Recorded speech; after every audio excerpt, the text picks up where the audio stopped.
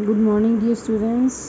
आज हम अपना हिंदी का चैप्टर रीड करेंगे ग्रामर का। तो आपकी हिंदी की जो ये बुक है ग्रामर की वो कौन सी है? सरस्वती मैं और मेरा व्याकरण 4th क्लास। ठीक है, तो आपने ये वाली बुक ही परचेज करनी है। तो ये वाली आज हम अपना इसका फर्स्ट चैप्टर रीड करेंगे। फर्स्ट चैप्टर है हमारा भाषा और व्याकरण। ठीक है, लैंग्वेज एंड ग्रामर। देखो मैं आपको एक पिक्चर दिखा रही हूँ, इसमें देखो इसको समझो पहले। ये देखो, ये बात कर रहे हैं आपस में।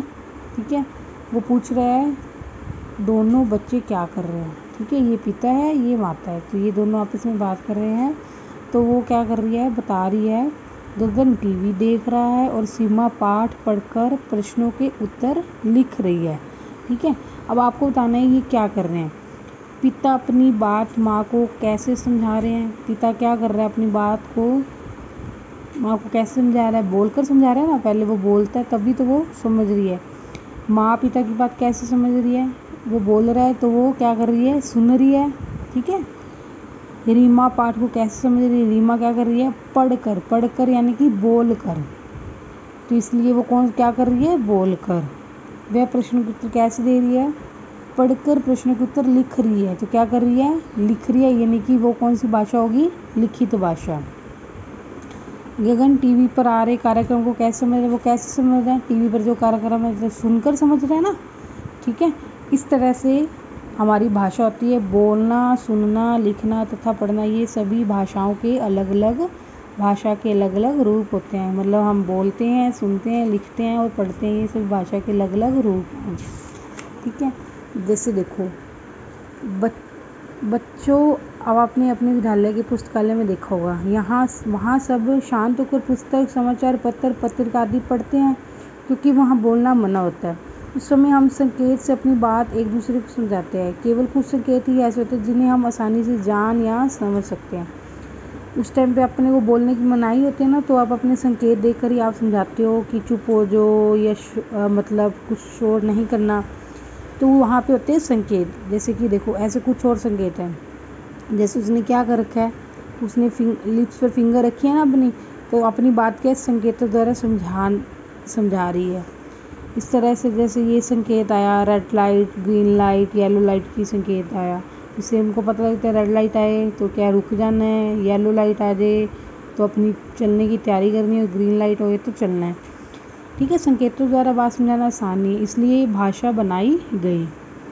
एक दूसरे तक अपनी बात पहुंचाने का साधन भाषा कहलाता है। भाषा क्या कहलाती है, कहलाता है एक दूसरे तक अपनी बात को पहुंचाने का साधन। मतलब जो आप एक दूसरे से बात करते हैं उस तरह किस तरह से अपनी बात पहुंचाई जाती है, उसके साधन को क्या कहते हैं, भाषा कहलाता है। भाषा के दो रूप होते हैं, मौखिक या लिखित। या तो हम अपनी बात बोलकर दूसरों को समझाएंगे या लिखकर दूसरों को समझाएंगे। मौखिक भाषा क्या होती है, बोलना अर्थात मौखिक रूप, यानी कि जो बात हम बोल कर आपस में बातचीत करके हम दूसरे तक पहुंचाते हैं, तो वो कौन सी भाषा होती है, बोल कर। ठीक है, देखो ये जैसे कि बातचीत कर रहे हैं या मोबाइल पे पर बात करते हैं।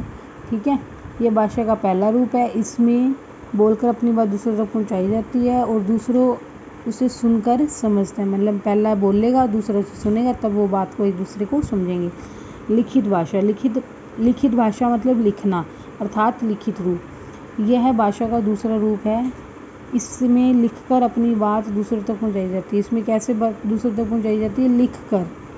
ठीक है, हम लिखते हैं और दूसरों को अपनी बात पहुंचाते हैं, और दूसरा उसे कैसे समझता है, पढ़कर। जब उसे पढ़ेगा तब वो अपनी उस बात को समझ लेगा। जैसे कंप्यूटर पे लिखा होता है तब हम उसको पढ़ते हैं, न्यूज़पेपर पे लिखा होता है हम उसे पढ़ते हैं, और पुस्तक में लिखी होती है तो हम उसको पढ़ते हैं। इस तरह से हम क्या अपनी बात दूसरों तक पहुंचाते हैं। भाषा के रूपों के आधार पर इसके 4 कौशल हैं। कौन कौन से हैं, सुनना, बोलना, पढ़ना। सुनना और बोलना मौखिक भाषा के अंतर्गत आता है, और पढ़ना और लिखना लिखित भाषा के अंतर्गत आते हैं। मतलब जब बोलोगे तभी कोई सुन पाएगा और जब लिखा होगा तभी कोई पढ़ पाएगा। ठीक है, अन्य भाषाएं।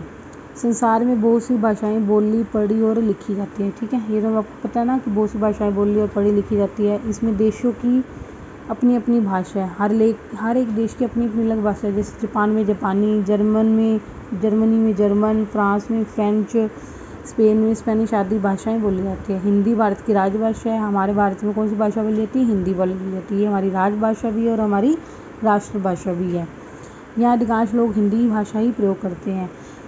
भाषा को लिखने के लिए निर्धारित चिन्हों को क्या कहते हैं? लिपि कहते हैं। जिस तरह से हम भाषा को लिखते हैं उसके जो चिन्ह निर्धारित किए जाते हैं उसे लिपि कहते हैं। हिंदी, गुजराती, मराठी भाषा की लिपि कौन सी है? देवनागरी। पंजाबी की गुरमुखी, बांग्ला की बांग्ला, उर्दू की फारसी, अंग्रेजी की रोमन। ठीक है, नेक्स्ट है जैसे अब ये देखो, ऋतु नाच रहा है, मेरे को अपनी माँ के साथ जाना है। इसका क्या बनेगा?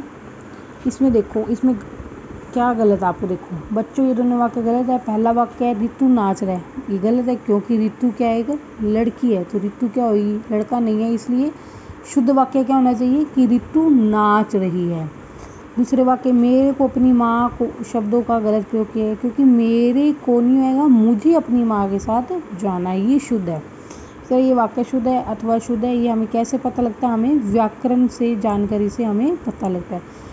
भाषा को सही ढंग से बोलने और लिखने के लिए कुछ नियम बनाए गए हैं। इन नियमों से ही हम भाषा को शुद्ध रूप में बोलना, पढ़ना और लिखना सीखते हैं। ये नियम एक सूत्र में बंधे होते हैं, यह सूत्र ही व्याकरण कहलाता है। ठीक है, भाषा को सही ढंग से बोलने और लिखने के लिए कुछ नियम होते हैं, बनाए गए हैं। इन नियमों को ही भाषा के शुद्ध रूप में क्या कहते हैं? बोलना, पढ़ना और लिखना। जैसे कि भाषा को शुद्ध रूप में बोलना, अगर अच्छे ढंग से बोलना है, सही तरीके से और पढ़ना है और लिखना है सिखाने के लिए वाले शास्त्र को क्या कहते हैं? व्याकरण कहते हैं। ये तीन व्याकरण हमें तीन बातें सिखाता है, एक तो शुद्ध बोलना, अच्छे तरीके से शुद्ध पढ़ना, ढंग से पढ़ना, शुद्ध लिखना। अब देखो मैं आपको क्वेश्चन बताती हूँ, आंसर करती हूँ। मन के भावों को दूसरे तक पहुँचाने और ग्रहण का साधन कौन कहलाता है? भाषा। कौन कहलाता है? हम अपने भावों को दूसरे तक पहुँचाने और उनके द्वारा उनके जो विचार होते हैं ग्रहण करने का साधन क्या है? भाषा। भाषा कितने रूप है? दो। कौन कौन से हैं? मौखिक और लिखित। भारत की राजभाषा कौन सी है? हिंदी। भाषा को लिखने के लिए निर्धारित किए गए चिन्ह क्या कहलाते हैं? लिपि कहलाते हैं। हिंदी भाषा की लिपि क्या है? देवनागरी है। भाषा के शुद्ध रूप का ज्ञान कराने वाले शास्त्र क्या कहलाते हैं? व्याकरण कहलाता है। ठीक है, आज ये आपका फर्स्ट चैप्टर कंप्लीट हो चुका है। अब अच्छे से समझना है। ठीक है, मैं इसमें आपको क्वेश्चन पुट करूँगी। Thank you and have a nice day.